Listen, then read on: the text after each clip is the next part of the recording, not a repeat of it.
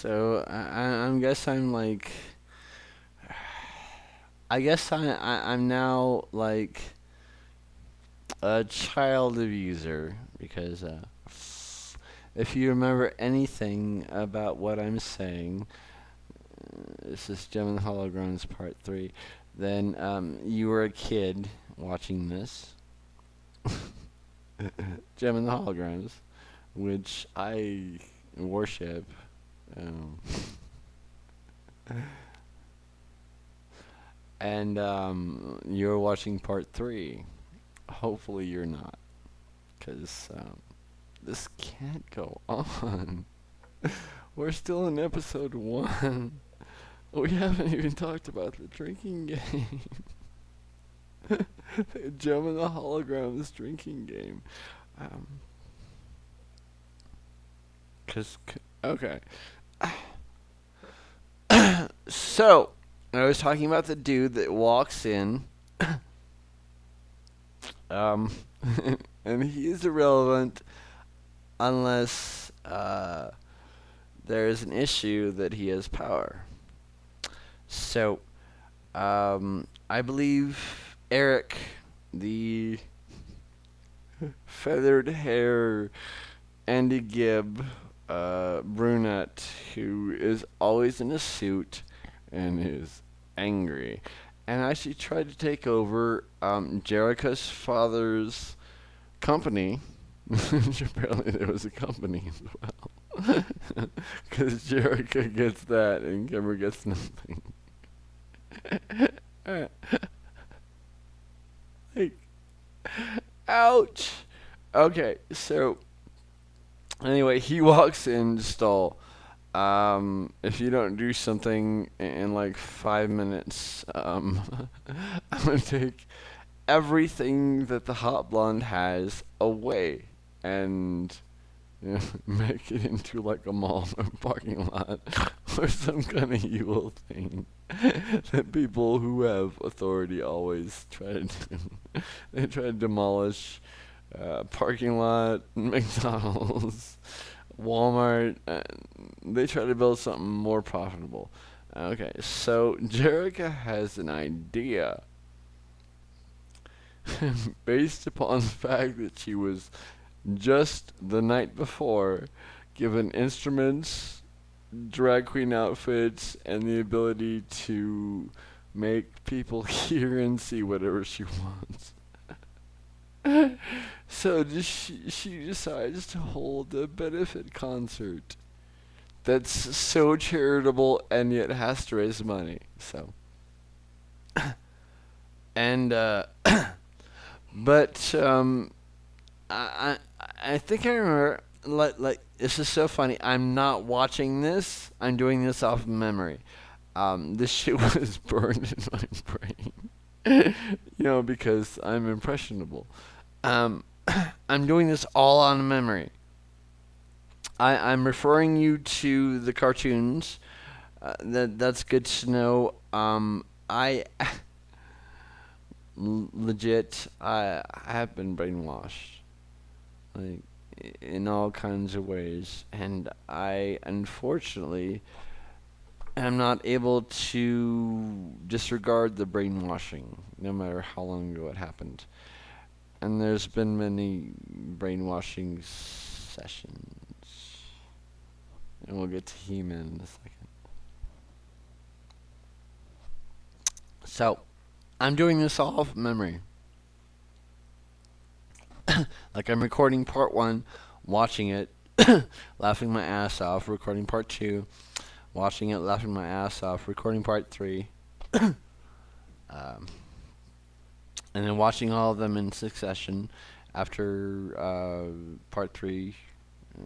There should be a part four or part five, but you. I have to turn off the torture. So, anyway, there's this dude named Eric who can take everything away from Jerica in like 15.35 uh, minutes of the episode. So, Jerica and friends and decide that they want to do a benefit concert, which will raise money or whatever. Charitable concert because they're good, and yet they have to raise money. And oh, but hey, this dude named Eric, he happens to be the CEO of the record label. Alright, so, God, should I talk about the Misfits? So, in episode 1, we introduced the antagonist vs protagonist. We're introduced to 3 more insane characters. We haven't just been dissuaded from being ourselves by personalities who are cartoons that just rip us apart. You know? Um, we are introduced to 3 more white chicks. These chicks happen to be the villains, right? Okay, so Eric decides in order to combat the free concert, finds these girls, 3 girls, who are the antagonists. They're called the Misfits. The lead singer is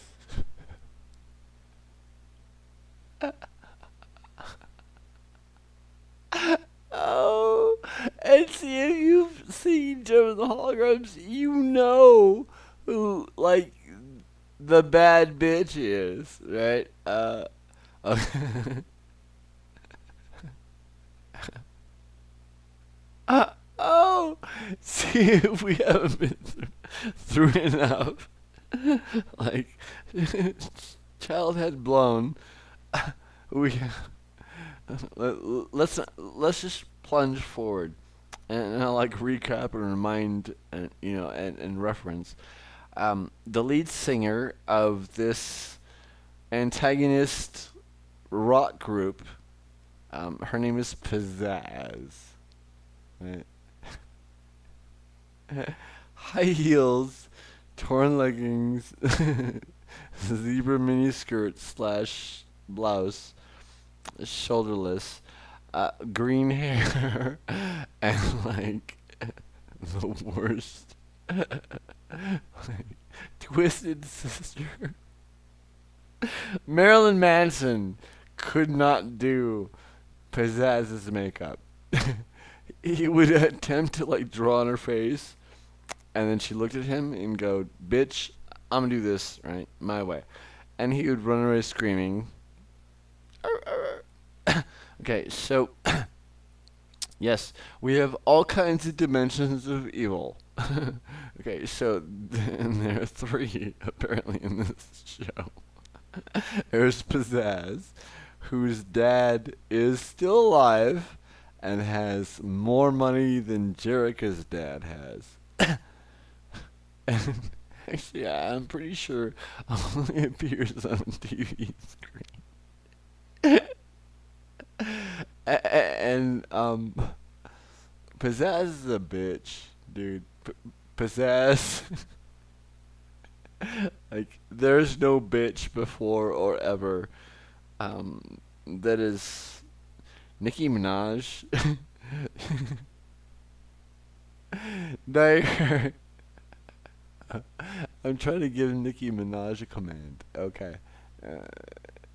In order to be a better bitch, Nicki Minaj, you should dye your hair green, be white,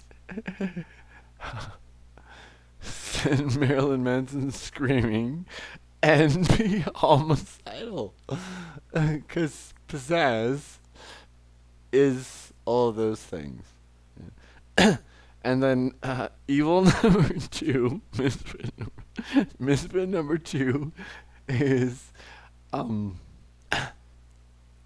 Roxy, who is do we ever watch that show Mean Girls? Okay, so there was a blonde mean girl. There was Lindsay Lohan, who was.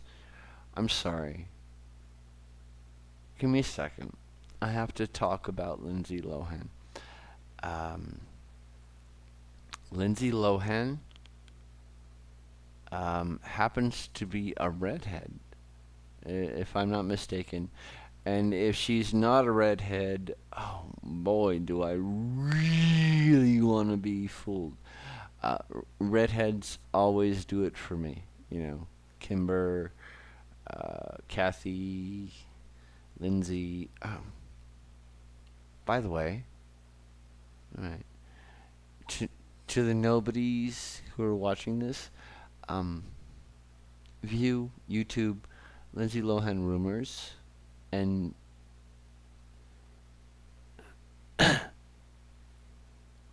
I mean, I fucking bought that video.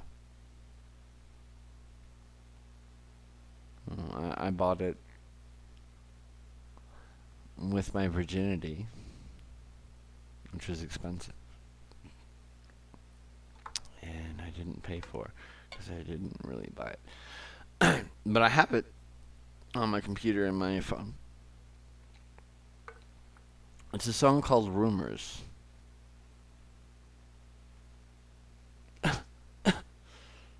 So, anyway, so Pizzazz. Uh, Roxy is Misfit number two, who has white hair. I'm pretty sure something. Um, Chromatic. Not achromatic. Uh, Bichromatic. Cause she's like Pizzazz's lesbian surrogate, subordinate. I don't know. So Roxy. Right. Sometimes they ride motorcycles in music videos. Roxy is always the classic guitar, if I remember correctly. Roxy has no identity. She's like this white-haired like teammate of and Pizzazz, has pizzazz. Roxy has no opinion and follows Roxy in her homicidal adventures. Roxy's all down with pizzazz. And she has white hair, so I don't know. And then Misfit number three is Stormer, who is the good bad guy. She's the one who has the Miley Cyrus talking voice, Smokey. Stormer, blue. Because all the chicks, she has blue like cloud hair, right? It's probably a bow, and she's wearing a pink whore outfit. And she's the weak one. She's the weak bad guy. Right? She's the one who always betrays Pizzazz. Her name is Stormer. She's the one who actually like betrays Pizzazz and like lets Gem and Hologram know that Pizzazz is gonna kill them unless Stormer interferes. What a good girl. So, alright. So, 14 minutes.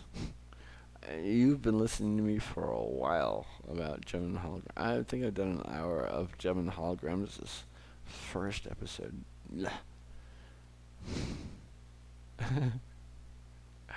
Oh, in case I don't ever say anything about Gem and Holograms again, this video has a PS. The fourth misfit was named Jetta, and she's a British chick with all kinds of black hair, monochromatic clothes, and a British accent. And she plays the sax.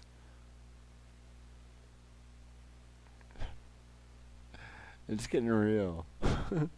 Rhea, Rhea, by the way, the fifth member of Gem and the Holograms, is a barrio uh, Latinga chick with better pink hair than Gem. Better eye makeup. So, the purpose is to explain Gem, right? This is all just side stories. Jerica, in an attempt to be more successful than Eric's position, who hires the Misfits to fuck up the concert that Jerica and team is performing to create an orphanage and or get out of a record contract. That's important. Or continue a record contract without getting fired or whatever. Jerica, for no reason, at some point in the show, episode 1 says, "Hey, I want to be the 80s glamo. I need to look better than a hot blonde.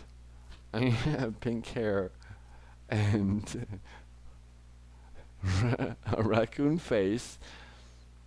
And you know, I'm guessing like a nicer ass, bigger boobs, shorter dress because Jerica, if you watch the show, Jerica is like the worst dresser.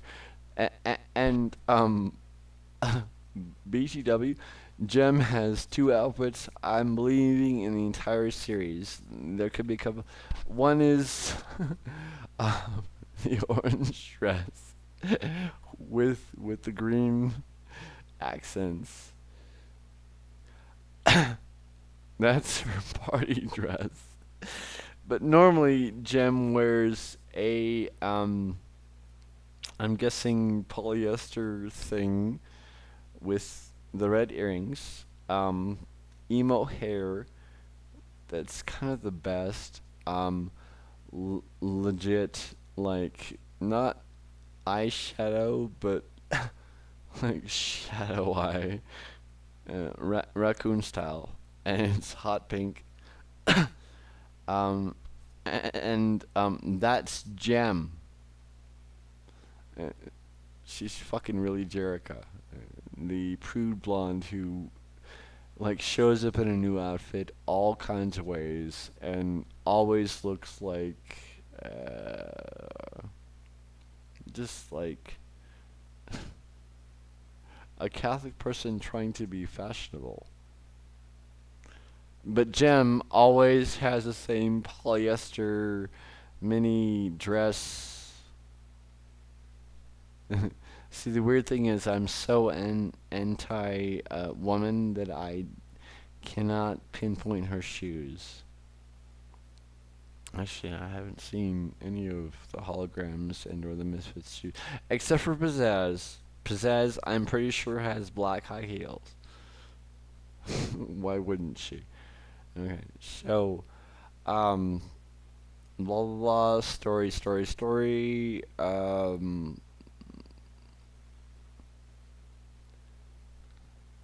Jim wins and saves the orphanage and defeats Eric. Oh, I forgot to talk about Rio. Okay, so 60 seconds. Rio is the dude, the hot dude with purple hair that continuously bounces in and out of Jim's and or Jerica's both lives and kisses both of them and is in love with both of them and is clueless about which girl he loves, Jerica or Jim. Uh, so, Project Mayhem. I mean, like, he's not sure if he's in love with the fake Jerica or the real Jerica. He has no idea. Oh, and Eric kind of hates Pizzazz and the Misfits, is kind of going after Jerica, like using money to rape. Uh, you know, you know that after he threatens Jerica and or Jim and all of her holograms, and then threatens Pizzazz, who fights back. Hooray! Um, Threatens everybody.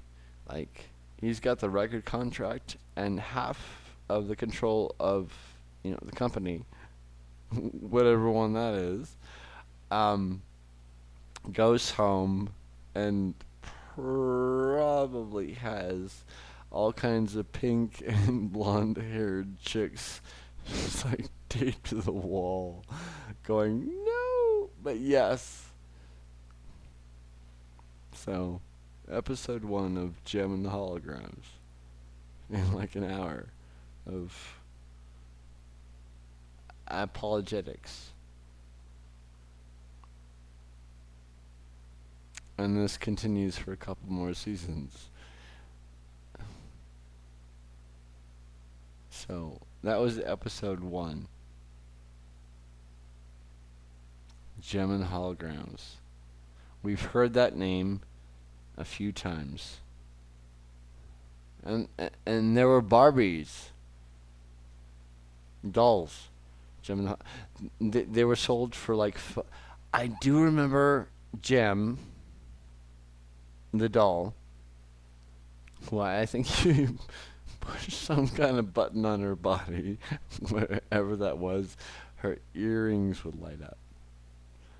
And I did see Jetta with the little like 0.0005 cost saxophone that she actually couldn't hold because my mom bought it because she likes British chicks.